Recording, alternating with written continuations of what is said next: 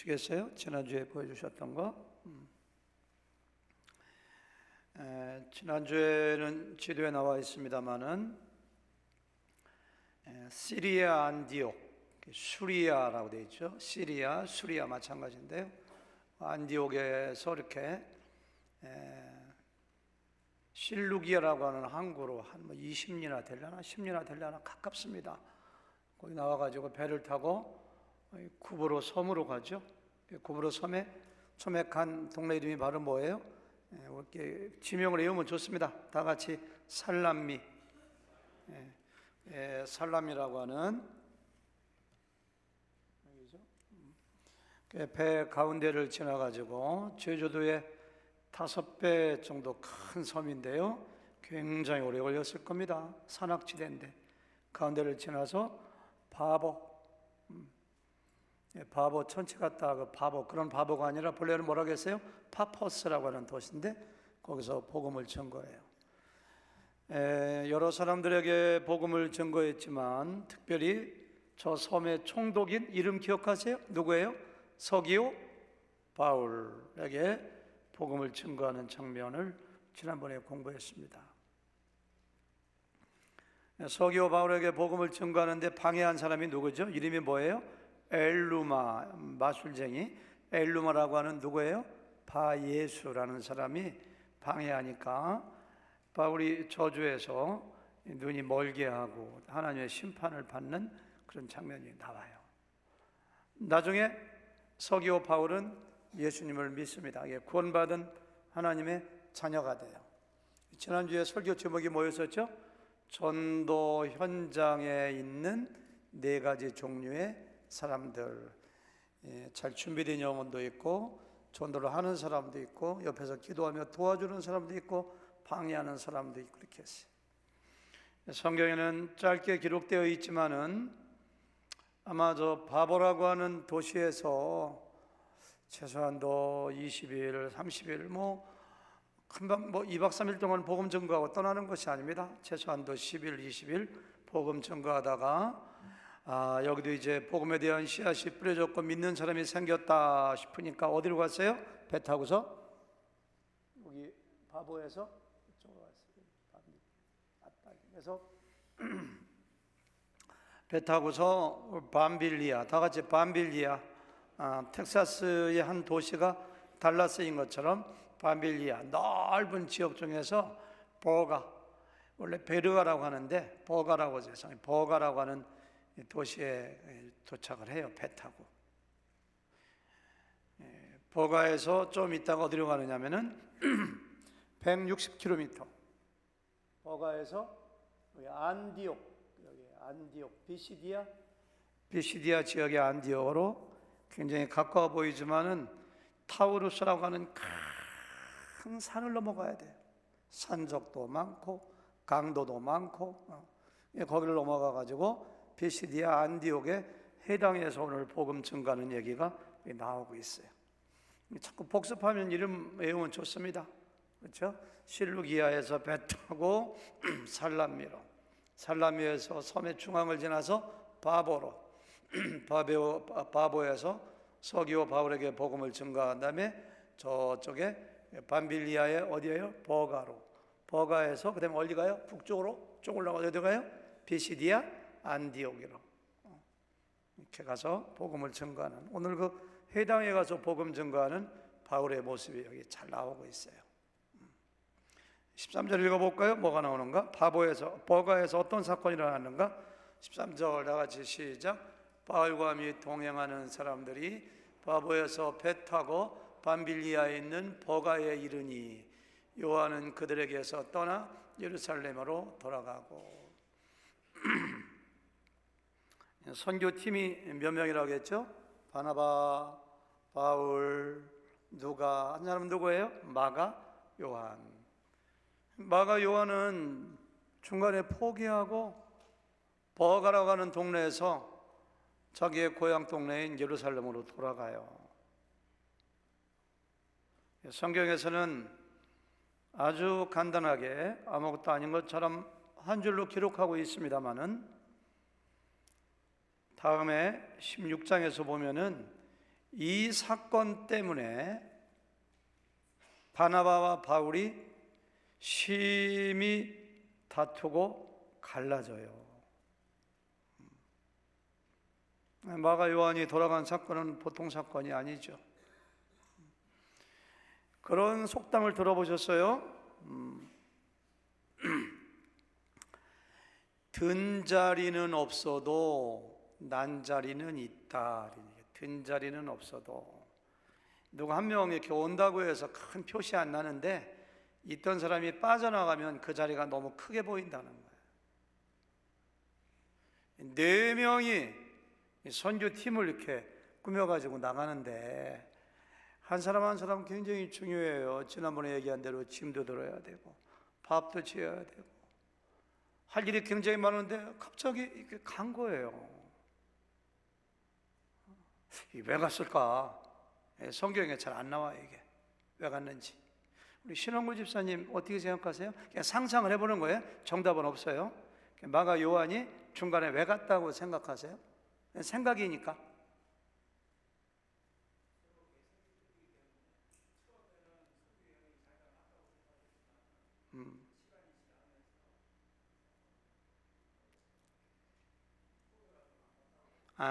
처음에는 의시야 출발했는데 성격이 달라가지고 갈등이 생겨서 갔다 이렇게.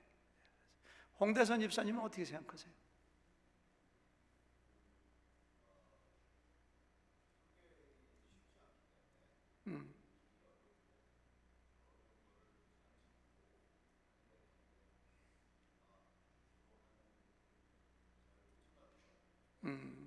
나이가 어리다 보니까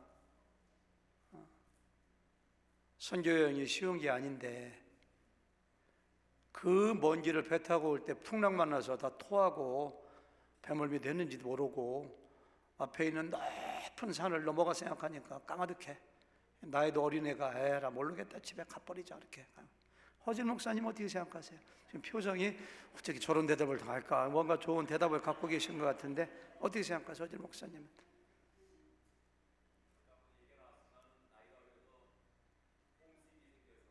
홈식?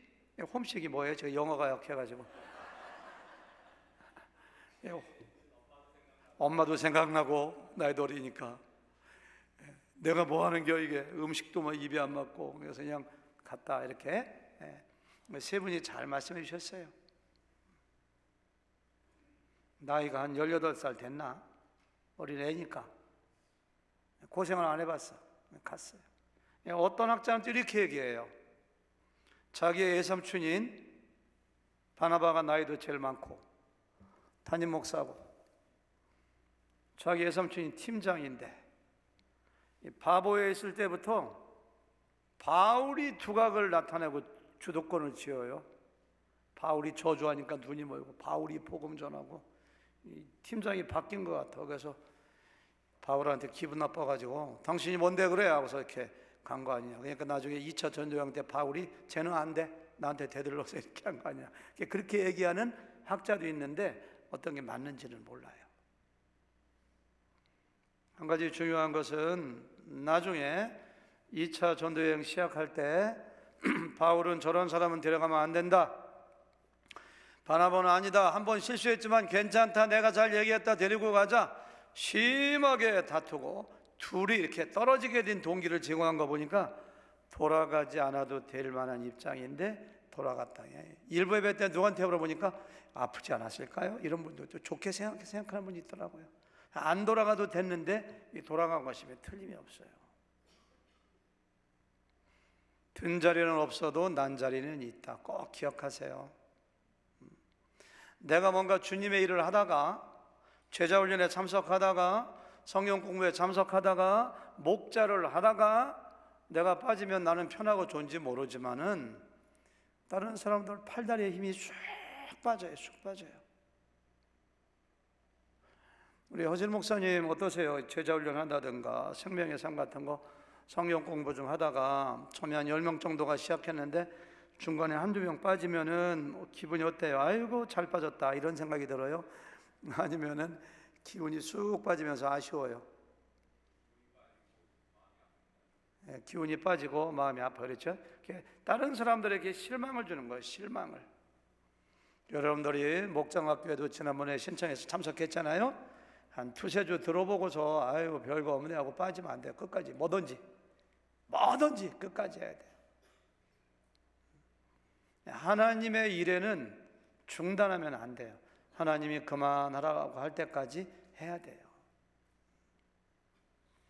그리고 중간에 포기하면은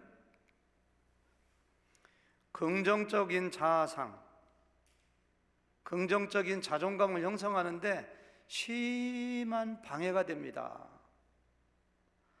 아마 마가 요한은 평생 동안 내가 나이가 어렸을 때 선교여행 처음 갔다가 힘들어서 아니면 마음이 불편해서 중간에 포기한 것이 굉장히 부끄럽게 생각되고 자기 인생의 오점으로 남았을 것임에 틀림이 없어요.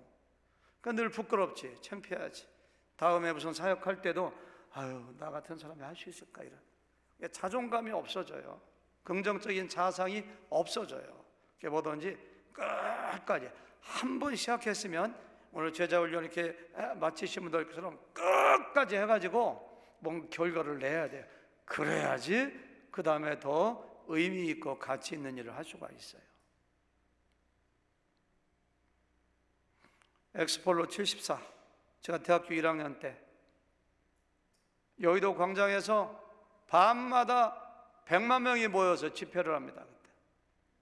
그때 30만 명을 그 여의도 광장에 천막을 치고 거기서 먹여주고 재워주고 인근에 있는 모든 영등포 쪽에 이쪽에 초등학교 고등학교 방학이니까 8월 달에 30만 명을 먹이고 재운다는 게 보통 일이 아닙니다. 얼마나 리더가 없으니까 저같이 19살밖에 안 됐는데 대학교 1학년 들어가자마자 3월 달부터 7월 달까지 5개월 동안 훈련시키고 저한테 순장을 맡겨가지고 여의도 광장에 한 수백 동의 군대 천막 같은 게 있는데 그 천막이 한 리더가 됐는데 지금도 잊어먹잖아요. 전라도 장성군에서 시골에서 올라온 교인들 30명이 그 천막에서 떼약빛 속에 군대 천막에서 먹고 자고 하는데 30만 명의 밥을 어떻게 해? 하루 종일 첫날 밥이 주먹밥이 와야 되거든요. 단무지하고 그게 안 오더라고. 물차도 안 오더라고. 지금처럼 뭐 물병을 이렇게 물 사 먹는 시대도 아닙니다. 저는 또 그냥 경험이 없어갖고 첫날 그냥 지가 무슨 부흥사라고 서가지고 그냥 기도 인도하고 소리 질러가고 목에 콱 차서 잠겨서 목소리가 안 나와. 밥도 안 나와. 물도 안 나와. 시골에서 오신 장로님, 권사님, 시골에서 그냥 뭐 있다고 기차 타고 이렇게 올라오신 분들인데 그냥 너무너무 힘들어요. 그냥 정말 도망가고 싶더라고요. 제가 얼마나 도망을 꿈꿨는지 모릅니다. 가야 되겠는데 못 있겠다. 근데 마지막 도망을 가지 못한 것은 마지막 자존심이었어요. 일주일 동안 마치고 서울에서 자취하는 누나 집에 갔는데 얼마나 제가 성취감과 내가 도망가지 않았다는 사실에 끝까지 했다는 것에 대해서 잘하고 못하고는 둘째요. 끝까지 현장에 있었다는 것이 저에게 얼마나 위로가 되고 다음에 더 힘든 상황도 할 수 있다는 생각이 들고 그렇더라고요. 꼭 기억하세요. 하나님의 일을 함에 있어서는 중단이 절대 없습니다. 왜? 내가 좋아서 한 것이라면은 내가 싫으면 안 할 수도 있지. 근데 신앙생활은 내가 좋다고 하고 싫다고 안 하는 게 아닙니다. 왜? 나를 임명하시고 나를 보내신 분이 하나님이시고 성령님이시기 때문에. 지난 시간에 어떻게 했어요? 성령의 보내심을 받아 이렇게 했거든요. 바나바도 성령이 보냈고 바울도 성령이 보냈고 마가 요한도 성령이 보냈고 지가 싫다고 힘들다고 마음이 불편하다고 중간에 포기해버리면 성령의 음성을 거역하는 것이 돼요. 신앙생활은 취미가 아니에요. 사명이에요. 사명. 끝까지 가야 돼요. 14절 보세요. 같이 한번 14절 읽겠습니다. 14절 시작. 그들은 버가에서 더 나아가 피시디아 안디옥에 이르러 안식일에 회당에 들어가 앉으니라. 아무것도 아닌 것 같지만 그 분위기를 머릿속에 상상하면서 그들은 버가에서 어떤 일이 벌어졌는데 마가 요한이 포기하고 갔는데, 야, 이번에는 안 되겠다, 다음을 누리자, 돌아가자. 짐 날릴 사람도 없고 이 무거운 짐을 지고 어떻게 저 타우루스 산맥을 넘어, 젊은 애가 없는데 어떻게 다 안 되겠다, 기분도 안 좋고. 버가 왜 자막을 띄워주셔야죠, 말씀을. 예, 감사합니다. 그들은 버가에서 더 나아가 저 말이 너무너무 중요한 거예요. went on to Pisidia Antioch. 계속 갔다는 거야. 이게 사명자의 자세입니다. 고린도전서 11장에 보면은 바울이 그런 얘기예요. 여러 번 여행하면서 강의 위험과 강도의 위험과 동족의 위험과 이방인에게 위험한 걸 쭉 얘기하는데요, 강도의 위험과, 이때가 저기라고 학자들은 얘기해요. 강도가 그렇게 되게 많았대요. 가는 거예요. 제가 가장 좋아하는 찬송 중에서 비바람이 앞길을 막아도 나는 가리 주의 길을 가리, 눈보라가 앞길 가려도 나는 가리 주의 길을 가리. 이 길은 영광의 길, 이 길은 승리의 길. 다 같이 나를 구원하신 주님이 십자가 지고 가신 길 나는 가리라, 주의 길을 가리라, 주의 발자취 따라 나는 가리라. 거기까지만 하죠. 사명자가 이런 생각을 가지고 가야 돼요. 성가대를 해도 한번 올라갔으면 끝까지 해야지. 들쭉날쭉하지만 뭐든지 내가 조면하고 싫으면 안 하고 그러면 취미생활 하는 거지. 이게 무슨 신앙생활이에요. 우리는 다 사명자인데 그렇게 살아가시기를 예수님의 이름으로 축원합니다. 아멘. 가자마자 해당에 들어가요. 해당에. 근데 해당에 들어가서 맨 뒤에 이렇게 뻘쭘하게 앉아 있었던 것 같아요. 설교할 기회가 주어집니다. 15절 말씀 같이 보실까요? 시작. 율법과 선지자의 글을 읽은 후에 해당장들이 사람을 보내어 물어 이르되, 형제들아, 만일 백성을 권할 말이 있거든 말하라 하니. 이렇게 해요. 좀 그때의 관습, 그때의 문화.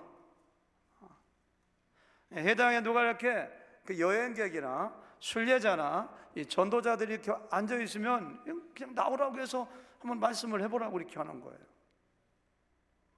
여기 앉아 있는데 민두시 목사님이 와가지고 목사님 지금 어디 그 여행하는데 어떤 선교사님이 오셨습니다. 어느 목사님이 오셨습니다. 그런다고 해서 제가 올라와가지고 성경 읽고서 오늘 설교는 저 지나가던 선교사님 하시게, 절대 그렇게 하지 않습니다. 그렇죠? 지금은. 근데 옛날에는 달랐어요. 누구든지 지나가는 방문객이 있고 뭔가 좀 그럴듯해 보이고, 아마 이 바나바와 바울이 뭔가 할 얘기가 있는 것 같은 표정이 있었는지 모르지만, 그러니까 해당장이 앞에 있다가 사람을 보내가지고 저 뒤에 앉았는데 나와서 좀 뭔가 좀 얘기 좀 해주시죠. 이렇게. 이런 문화가 복음을 증거할 수 있는 기회를 바나바와 바울에게 주었습니다.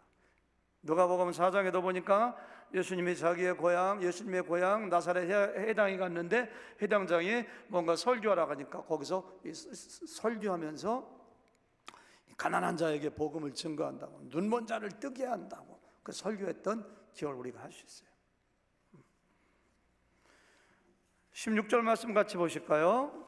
다 같이 시작. 바울이 일어나 손짓하며 말하되, 이스라엘 사람들과 및 하나님을 경외하는 사람들아 들으라. 이렇게 해요. 좀 이상하지 않아요? 맨 뒤에 바나바와 바울이 앉아 있습니다. 바나바가 담임 목사입니다. 바나바는 나이도 많아요. 한 35, 40 넘었을지도 몰라요. 근데 바울은 아직까지 청년입니다. 사울이라는 청년이라고 했거든요. 바나바가 사울을 불렀어요. 도와달라고. 교육 목사예요. 나이도 어려요. 그러면 두 사람한테 가서 이 두 분 중에 누가 나와서 말씀을 전해주세요 하면 누가 나가야 돼요? 바나바가 나가야 되는데 바울이 그냥 지가 나가는 거야. 저하고 민누시 목사님하고 여행하다가 어떤 교회 가서 둘이 앉아있는데 두 분 중에 누가 설교 좀 해주시라니까 민누시 목사가 지가 뭐라고 죄송해요. 지가라면 안 되죠. 민누시 목사님이 지가 쑥 일어나서 나가는 거예요. 민누시 목사님 그러면 안 돼요. 앞으로 아시겠어요? 그러면 제가 뭐라고 하겠어요? 야, 끝나고 나서 야, 네가 뭔데 나가냐? 내가 여기 선교 팀장 아냐? 너 이렇게 나서는 거 좋아하니? 저 같으면 그럴 것 같아요. 야, 내가 너 담임 목사인데 이제 담임 목사가 물러날 때가 되니까 너 이제 아쉬운 게 없어? 저 같으면 그럴 것 같아요. 야, 너 시골에 묻혀가지고 썩어 있는 사람 내가 불러가지고 조금 이렇게 키워주니까 너 언제 이렇게 컸어? 이렇게 저 같으면 그럴 것 같아요. 저 같으면. 그렇지 안 그래요? 기분이 나쁘지. 근데 바나바는요, 성경 어디를 봐도 시기하거나 질투하거나 기분이 나빴다던가 이 주도권에 대한 어떤 싸움을 했다는 흔적이 전혀 안 보여요. 좀 기가 막힌 자세입니다. 이게 어떻게 이렇게 할 수가 있었을까? 제가 2주 전에 설교할 때 뭐라고 했느냐면은 이들은 하나님 나라에 대한 비전과 소망이 있었기 때문에 이런 얘기예요. 안디옥 교회는 어떻게 해서 담임 목사하고 교육 목사를 선교사로 파송할 수 있었는가? 우리 교회가 먼저고 우리 교회도 부흥해야 되고 건축해야 되고 교회 이기주의가 얼마나 많아요. 그 이유가 무엇인가? 이들은 하나님 나라 확장에 대한 비전과 소망이 있었기 때문에. 따라서 바나바와 사울도 마찬가지입니다. 누가 복음을 증거하느냐, 누가 주도권을 지느냐, 누가 팀장이냐, 그게 중요한 것이 아니라 누가 전하든지 간에 성령의 쓰임받아 예수님 믿고 구원받아 하나님의 나라가 확장된다면 누가 주도권을 가지고 있느냐, 누가 팀장이냐, 다 사치품이라는 거야. 아무것도 아니라는 거야. 아무것도 아니라는 거예요. 여러분, 교회가 어려움 겪는 이유 중에 뭔지 아세요? 우리 교회 온 지가 얼마나 됐다고. 내가 우리 교회 뭔데? 지가 뭔데? 왜 잘난 척해? 왜 지가 나서? 이런 것들. 주도권 싸움 때문에 교회가 어려워져요. 굉장히 중요한 포인트입니다. 또 한 가지 이유가 있다면, 하나님 나라에 대한 비전도 가졌지만 또 한 가지 이유가 있다면은, 따라서 하실까요? 바나바는요, 어떤 사람이냐면은 사람에게 순종한 것이 아니라 성령님께 순종한 것이다. 다 같이 시작. 사람에게 순종한 것이 아니라 성령님께 순종한 것이다. 왜? 성령님의 보내심을 받아 이렇게 했거든요. 그러니까 성령님께서 그들을 자꾸 쓰시는 거예요. 여러분, 지금은 내가 무대에 서가지고 이 스포트라이트를 쫙 조명을 받고 있는 것 같지만 금방 무대에서 내려가야 돼요. 베드로가 얼마나 예수님의 위대한 제자입니까? 그런데 사도행전 12장에서 감옥에서 풀려나는 걸 끝으로 무대에서 사라져요. 베드로 더 이상 나오지 않아요. 베드로의 시대는 지나갔어요. 예루살렘과 사마리아, 거기서 끝났어요. 베드로는. 그럼 무대 천면에 바나바가 등장해요. 바나바도 조금 역할하다 지금 무대 뒤로 사라져요. 연극할 때 보면 알잖아요. 조금 나왔다가 그냥 사라지는 거예요. 연극이라는 거죠. 침례 요한이 왜 위대합니까? 나는 망해야 되고 저 예수님이 흥해야 돼. 그게 자기의 시대가 가는 거예요. 바나바는 그걸 알았던 것 같아요. 잠깐 있다가 하나님께서 맡겨준 기간만큼만 잠깐 있다가 하나님께서, 성령께서 누굴 자꾸 쓰시는가? 하나님께서는, 성령께서는 지금 누굴 자꾸 쓰시는 거예요? 바울을 자꾸 쓰시는 거예요. 그러니까 질투하지 않아요. 시기하지 않아요. 주도권 싸움하지 않아요. 그러고서 역사의 뒤로 사라지는 거예요. 바나바 좀 있으면 더 이상 안 나와요, 이제.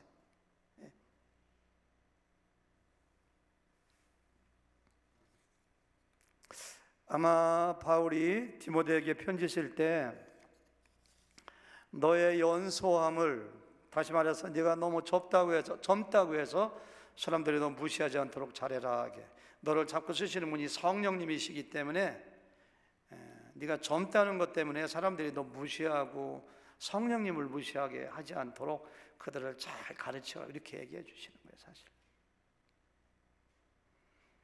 얼마 있으면 우리 교회 새로운 담임 목사님이 이제 오실 텐데요, 여러분들 잊어먹어야 돼요. 내가 투표해서 내가 청빙했다, 그거 싹 머리에서 지워버리셔야 돼요. 여러분들이 투표했고 여러분들이 청빙했지만은 성령께서, 하나님께서 저 여러분들을 사용하셔서 하나님이 하셨다고 생각해야 돼요. 내가 청빙했다 그러면은 어휴, 나이도 젊으신 목사님이 이런 얘기하면은 큰일 납니다. 큰일 납니다. 성령님이 보내시고 하나님이 쓰신다는 생각을 가지고 그 입에서 나오는 말씀을, 하나님의 말씀을 알아듣고 우리가 말씀 앞에 사람 앞에서가 아니라 성령님의 인도하심에 순종하는 저 여러분들일 때 이 교회가 복음적인 교회가 되고 저는 건강한 교회가 될 줄로 믿습니다. 아멘. 17절부터 41절까지 굉장히 길죠. 장장 25절에 걸쳐서 바울의 설교가 이어집니다. 3번씩이나 선교 여행하면서 바울이 설교를 여러 번 했지만 처음부터 끝까지 바울의 설교가 전문이 기록된 것은 여기밖에 없어요. 딴 데는 중간에 끊기고 핍박하고 잡아가고 설교가 조금씩 나와요. 왜 그런가? 여기 나와 있는 설교가 복음적인 설교의 샘플이라는 거예요. 샘플. 그리고 바울이 여러 지역을 다니면서 설교할 때 구조와 내용에 있어서 이 설교의 틀을 크게 벗어나지 않았다. 항상 어디 가든지 간에 이렇게 설교했다는 거예요. 제가 이 설교를 연구하면서 굉장히 감동받고 가장 좋은 설교가, 우리가 지금까지 설교를 3개 봤거든요. 사도행전 2장에 베드로의 설교도 나왔었고요, 스데반의 설교도 나왔고, 지금 누구의 설교예요? 이 바울의 설교인데요. 제가 시간이 없기 때문에 또 다 알고 있는 내용들이에요. 한 절 한 절 다 제가 강의할 수가 없어요. 근데 제가 몇 가지 특징만 얘기할게요. 23절이 설교 중간 결론입니다. 아까 우리가 읽었는데 다시 한번 읽어볼까요? 23절 시작. 하나님이 약속하신 대로 이 사람의 후손에서 이스라엘을 위하여 구주를 세웠으니 곧 예수라. 하나님이 약속하신 대로 이 사람의 후손, 이 사람이 누구예요? 다윗의 후손에서 이스라엘을 위하여 구주,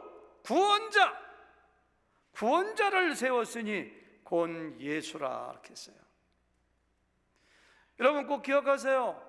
가장 좋은 설교는 모든 초점을 예수님께 맞추는 설교예요. 예수님께 맞추는 설교. 이 바울의 설교는 예수님에게서 초점이 한 번도 빗나가잖아요. 예수님만 가르쳐요. 예수님.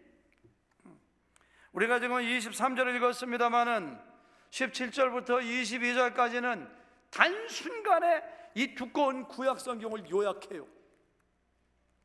너희가 애굽에서 노예가 되었었다. 하나님이 모세를 통해서 너희들을 해방시켰다. 40년 동안 너희가 광야에서 헤맸다. 그리고 가나안 땅에 들어왔다. 정복하는데 450년 걸렸다. 사사대를 주셨다.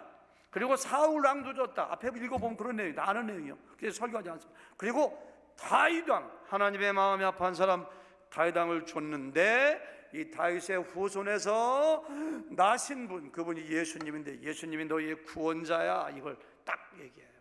얼마나 위대한 설교입니까? 할렐루야. 이것은 어떤 의미에서 현장에 있던 유대인들을 책망하는 겁니다. 너희가 지금도 율법서 읽었고 선지서 읽었고 너희가 아직까지도 메시아 구원자가 오지 않았다고 메시아를 기다리고 있는데 이미 왔어 이 바보들아 이 천지다 막 그런 얘기 하죠. 바보라는 얘기 안 했지만 너희들이 아직까지도 메시아 기다려 아직까지 구원자 기다려 그 구원자는 이미 오셨어. 그분이 예수님이야. 예수님 그거 얘기하는 거야. 이 바울의 설교 정말 위대합니다. 구약을 그냥 몇 줄로 요약해버리고 예수님으로 팍 가버려요. 다윗의 후손 구약 성경 봐라. 다윗의 후손 이새의 아들 가운데서 우리에게 구원자 영원한 의가 있다고 있지 않았느냐. 예수님이 구원자 이렇게 얘기하는 거예요. 여러분 꼭 기억하세요. 예수님은 구원자입니다. 그러니까 여러분들이 설교를 잘할 수 있는 은사는 없다 할지라도 어떤 목사님이나 누가 설교하면 정말 복음이 들어갔는가, 저 설교에서 예수님을 드러내는가. 그래서 다른 자기 생각 얘기하는 것보다도 모든 성경에 다 예수님을 얘기하니까 구약 성경을 설교하더라도 그래서 그 예수님을 이렇게 초점을 맞추는 이 바울의 위대한 설교를 보세요. 그리고요 24절과 25절에 보면요 침례 요한 얘기를 갑자기 해요. 같이 한번 읽어볼까요? 24절 25절 시작. 그가 오시기에 앞서 요한이 먼저 회개의 침례를 이스라엘 모든 백성에게 전파하니라. 요한이 그 달려갈 길을 마칠 때 말하되 너희가 나를 누구로 생각하느냐.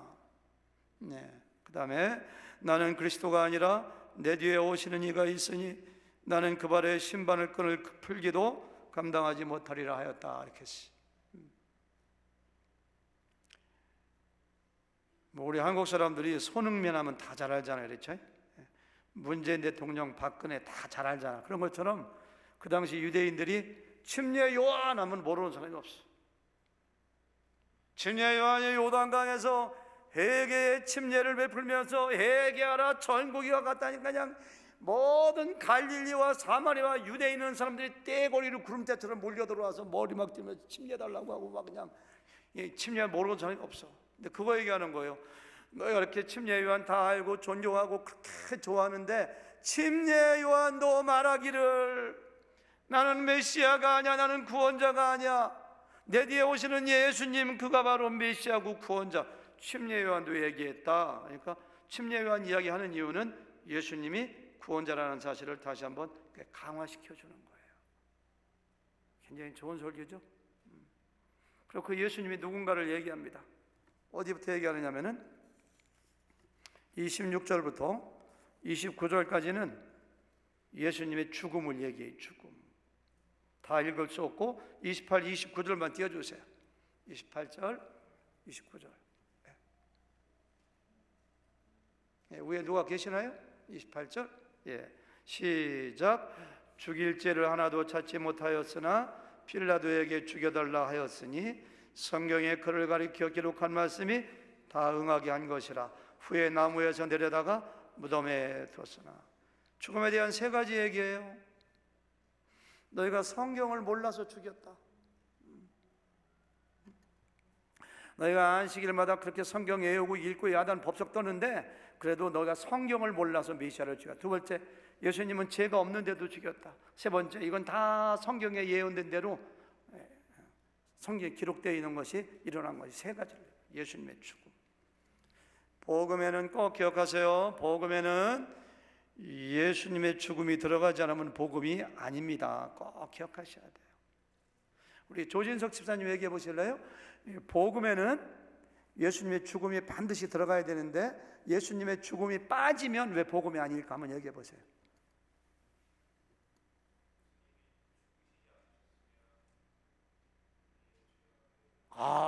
핵심을 탁 찔렀어요. 모든 사람은 죄인인데 이 죄 문제를 어떻게 해결하느냐. 우리의 죄를 지고 대신 십자가에서 죽으셨기 때문에 예수님의 죽음을 이야기하지 않으면 복음을 이야기할 수가 없어요. 여러분, 세상에 어떤 종교가, 어떤 불교가, 어떤 이슬람교가, 어떤 유교가, 어떤 종교가 자기 교주의 비참한 죽음을 강조하고 자랑하는 종교가 어디 있습니까? 기독교에. 왜? 예수님만이 우리의 죄를 대신해서 십자가에서 죽으셨기 때문에. 예수님의 죽음은 우리의 자랑이에요. 우리에 대한 은혜예요. 하나님의 사랑이요. 그 때문에 우리의 모든 죄가 용서받았잖아요. 그러니까 바울이 제일 먼저 예수님의 죽음을 얘기해요. 너희가 모르고 예수님 죽였다. 예수님은 죄가 없는 분이다. 이거 성경에 다 나와 있는 거 아니냐. 세 가지 얘기해요. 그 다음에 예수님의 부활을 얘기해요. 30절부터 37절까지 부활에 대해서는 굉장히 길게 얘기해요. 세 가지 얘기합니다. 예수님 살리신 분이 하나님이다. 저절로 살아난 거 아니에요. 30절 다 같이 시작. 하나님이 죽은 자 가운데서 그를 살리시니라. 세상에 어떻게 죽었다가 살아나. 예수님 죽었다가 살아나셨어요. 두 번째, 부활에 대한 많은 증인이 있다. 목격자가 있다. 다 같이 31절 시작. 갈릴리로부터 예루살렘에 함께 올라간 사람들에게 여러 날 보이셨으니 그들이 이제 백성 앞에서 그의 증인이라. 500명 이상, 베드로도 보고 요한도 보고 야곱도 보고 막달라 마리아도 500명에게 한꺼번에 보여주시고 만져보고 음식 같이 먹고 대화하고 얼마나 많은 증인이 있느냐. 예수님은 부활하셨다. 이렇게. 예수님의 부활에 빠지면 복음이 아닙니다. 왜? 예수님이 부활하셨기 때문에 그분은 하나님의 아들이요 우리의 구원자로 입증되셨기 때문에 예수님이 그 구원받는 자마다 예수님처럼 영원히 살 것이기 때문에 그걸 표시해 주기 때문에 그러면서 거기서 끝나지 않고 예수님의 부활도 성경이 예언된 것을 하면서 시편 2편, 시편 16편 이상합니다. 베드로가 인용했던 말씀을 그대로 인용해요. 예수님의 죽음과 부활, 세상에 어떤 종교의 교주가 죽었다가 살아난 사람이 누가 있나요? 마호메트가 살았나요? 공주가 살았나요? 공자가 살았나요? 석가모니가 살았나요? 예수님만이 하나님의 아들이요 우리의 구원자예요. 부활의 첫 열매가 되셨기 때문에 부활하셨어요. 죽음과 부활이 꼭 들어가요. 바울이 그거 설교해요. 지금 예수님의 죽음과 부활을 뭐라고 하시는가요? 로마서 4장 25절 다 같이 보실까요? 시작. 예수님은 우리 죄 때문에 죽임을 당하셨고 우리가 의롭다 인정을 받게 하시려고 다시 살아나셨습니다. 우리의 구원자가 되셨다는 거예요. 죽지 않으시고 부활하지 않았다면 우리의 구원자가 될 수 없어요. 구원자가 되기 위한 조건이에요. 바울은 설교의 마지막 결론을 이렇게 맺습니다. 38절 39절 결론입니다. 오늘 여기까지만 할까요? 다 같이 결론 시작. 그러므로 형제들아 너희가 알 것은 이 사람을 힘입어 제사함을 너희에게 전하는 이것. 다시 볼게요. 제가요. 그러므로 결론이거든요. 그러므로 하면 이제까지 앞에 있는 말씀을 다 봐요. 그러므로 형제들아 너희가 알 것은 알아야 돼. 여기 알 것은에 동그라미. 너희가 알아야 돼. 알아야 돼. 알 것은 이렇게 돼요. 아십니까? 뭘 알아야 되나요? 이 사람을 힘입어. 이 사람 누구예요? 예수님. 예수님을 힘입어 제사함을 너에게 전하는 이것이며 첫 번째 알아야 되고요. 예수님이 우리의 구원자이고 예수님이 하나님의 아들이고 주인이라는 거 제사함 받는 거 알아야 되고 두 번째는 39절 다 같이 시작. 또 모세의 율법으로 너희가 의롭다 하심을 얻지 못하던 이 모든 일에 그것까지만 설명할게. 또 모세의 율법으로 너희가 의롭다 하심을 얻지 못하던 구약 성경에 뭐하라 뭐 하지 마라 율법이 나와 있지만 그거 다 지킨다고 해서 의인 되는 것도 아니고 지킬 수도 없고 세상에 어떤 종교가 우리의 죄의 문제를 해결할 수 있는가? 그런 종교가 없다는 거예요. 인류의 죄의 문제를 해결할 사람이 없어요. 마음에 같은 사람도 죽기 전에 내 죄를 너희는 너의 죄를 씻기 위해서 기도하라 이렇게 했거든요. 절대로 사람들의 죄를 없애주는 분이 없어요. 율법에서도 안 돼. 그 다음 읽어볼까요? 시작. 이 사람을 힘입어 믿는 자마다 의롭다 하심을 얻는 이것이니라. 제일 중요한 말이 이 사람을 힘입어 앞에도 나왔죠. 그 다음에 믿는 자마다. 다 같이 믿는 자마다. 감기약의 성분을 알면 뭐해? 갖고 있으면 뭐해? 물하고 입에 털어넣어서 마셔야지. 한국 가는 비행기 티켓을 내가 샀으면 뭐해? 공항 나가서 올라타야지 비행기를. 예수를 알기만 하면 뭐해? 믿는 자마다 믿어야 돼요. 믿는 자마다 뭐 얻는다고요? 의롭다 하심을 여러분들 믿으셔야 됩니다. 이렇게 설교하는 거예요. 와, 퍼펙트. 그렇죠? 이런 설교를 바울이 한 것이고 가는 곳곳마다 이거 하는 거예요. 이게 복음의 핵심이 다 들어있어요. 저는 바울의 설교를 연구하다가 깜짝 놀란 게 있어요. 어쩌면 그렇게 사도행전 2장에 나오는 베드로의 설교와 똑같을까? 베드로도 구약에서 말씀 인용했고요, 죄 없는 예수를 너희가 죽였다고 했고요, 예수님은 벌하셨다고 했고요, 듣는 사람들이 우리가 어찌할꼬 하니까 너희가 각각 회개하고 제사함 받아서 성령을 받으라고 얘기했고요. 그래서 3,000명이 회개. 와, 이 베드로의 설교하고 바울의 설교하고 구조와 내용에서 똑같아요. 장윤준 목사님 어제 청년분들에게 말씀 전하는데 인사이트도 있고 제가 은혜 많이 받아가지고 목사님이 했던 설교 제가 잘 적었다 다음에 또 하겠습니다 이렇게 얘기했는데, 바울이 베드로 설교를 벤치마킹 했는가? 아니에요. 베드로 설교할 때 현장에 없었어요. 교재를 많이 사도들하고 해가지고 뭐 배웠나? 아니에요. 갈라디아서 1장에 보니까 내가 배운 것은 사람에게서 배운 것이 아니요 주께로부터 직접 받은 것이라 이렇게 했어요. 설교가 너무도 똑같은 내용이, 구조까지도. 왜 그런지 아세요? 그들 안에 성령이 계시고 성령이 그들을 통해서 이렇게 말씀하시기 때문에, 성령이 말씀하시는 거예요. 성령이. 우리 교회에서 누가 설교할 때 만약에 이단적인 사람의 설교하면 제가 금방 알아요. 여러분도 금방 알아요. 왜? 우리 안에 성령께서 알려줘요. 저건 아닌데 금방 알아요. 여러분과 제 안에 우리를 구원케 해주신 성령이 계시기 때문에 우리는 같은 말을 해야 돼요. 성령이 하나요, 교회도 하나요, 하나님도 한 분이시오, 믿음도 하나요. 우리는 성령이. 이 얘기는 더 나아가서 성령을 통하여 하나님 말씀을 바라게 전하는 목사님이 단호에 서서 말씀 전한다면 사람의 말이 아니요 하나님의 말씀을 알아들어야 돼요. 자기 생각 얘기하는 것이 아니고 성경대로 거기에 순종해야 돼요.